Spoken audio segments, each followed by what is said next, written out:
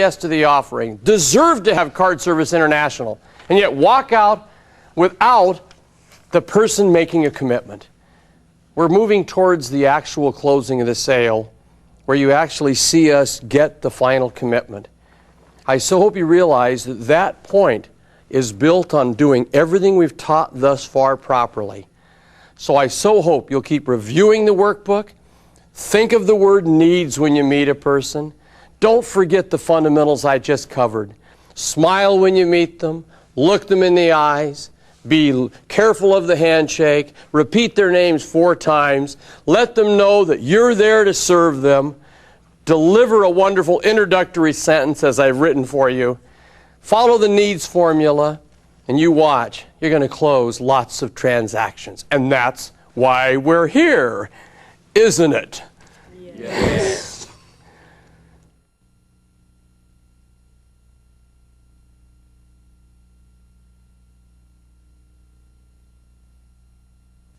Card Service International presents The Energy of Sales Success with Tom Hopkins. Session 4, The Presentation, Perfecting Your Presentation Skills. Gain sales presentation skills that capitalize on the fact that all merchants want to be more successful and improve their businesses. Perfect the ability to educate potential clients on the many benefits and advantages of doing business with Card Service International and learn how to avoid overloading them with information. Our mission to provide the very best service in the transaction processing industry today. As we continue our training, each session is moving closer and closer to the ultimate goal that this training session has been created for. And that is the actual closing of a sale. You see, everything is building towards that. Prospecting, good original contact, proper qualification, and now this part of the entire process is critical, and that is called your presentation. You see, most people enjoy doing the presentation. In fact, after 6 months or so, talking to many merchants, you'll start to really get your presentation honed. The challenge is, if you're great at presenting but not closing the sale, then what good is a great presentation? So what we're going to learn today is how to move from the presentation into the actual closing of the sale. So what is a presentation? I define a presentation as the preparation for the final closing of the sale. See, everything you're doing from the moment you walk in to the merchant, from the moment you do your original greeting, everything is building to that final wonderful event called the what?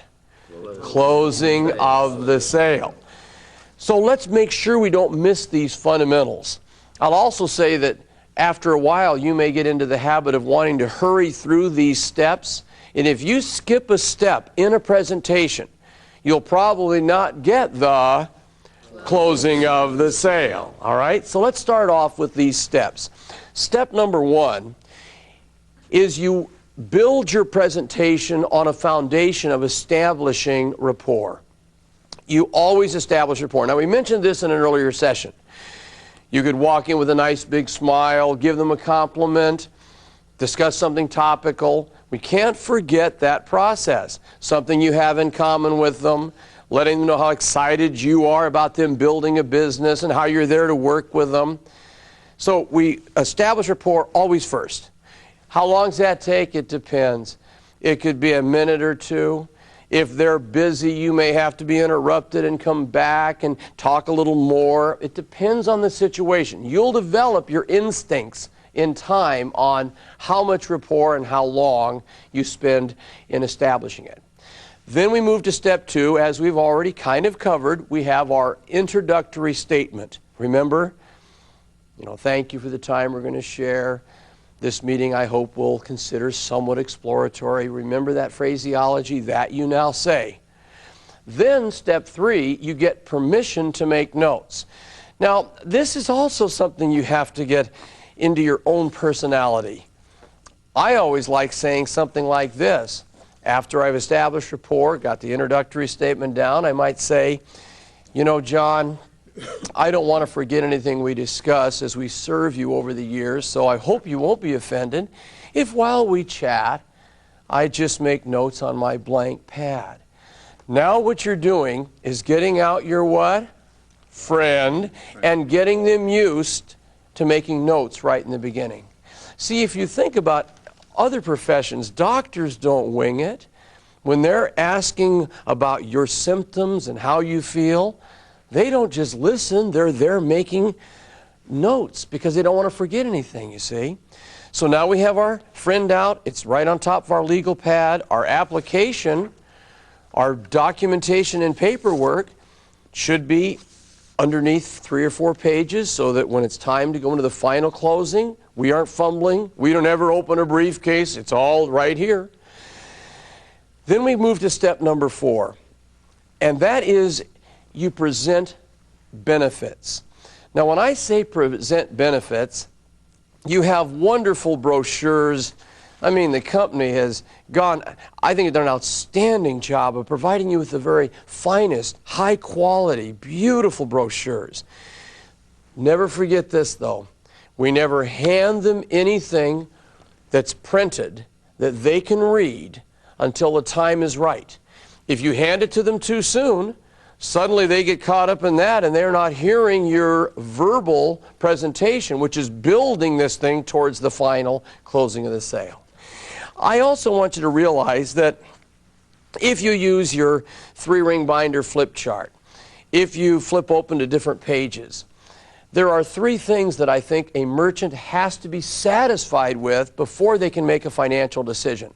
It's almost like you'd call these 3 things, if you would, the legs that you build the presentation on. That's a good analogy, I believe. The first one is they must know who we are. That's why you must learn the story of Card Service International. So with excitement, you can tell them about the company. So the first thing is who we are. Then, secondly, they must know what we have done. They have to know about other merchants that are thrilled with what we do. And then C, or the third point, is what we will do for you. See, they have to be totally confident with who you are as reputation and credibility, what you have done, past experience and success with other merchants, and what we will do for you. Now, the 5th point is very, very important. You must thoroughly cover the money. Now, what I'm saying here is at this point, we may not have made a final decision as to closing the sale on the actual machines, which, by the way, you're not selling machines, as you'll hear me say more than once in this program. Or is it going to be a lease program, $39.50, $49.50, $59.50, whatever? We have not made that decision possibly at this point in our presentation. We have possibly not totally qualified them financially. But I want you never to forget, you will never go for a minor closing question, which we're coming to, until they thoroughly know the financial aspects. Because see, if they don't know the financial aspects, they don't have the information necessary to say yes. And some people skip over the money, try to close. They say, well, we're not really sure, we'll have to talk this over. Why? They don't know that every month they have to write a check for this much. And people have to know the financial aspects before you'll ever close a sale. All right, the 6th step is what we call deliver a test close or your minor closing questions. Now, let me explain the difference. A test closing question, or you may have heard earlier in some of your training, the trial close, is nothing more than a little question that doesn't go so far as to ask them if they're going ahead or not, but sees how they're feeling about moving further.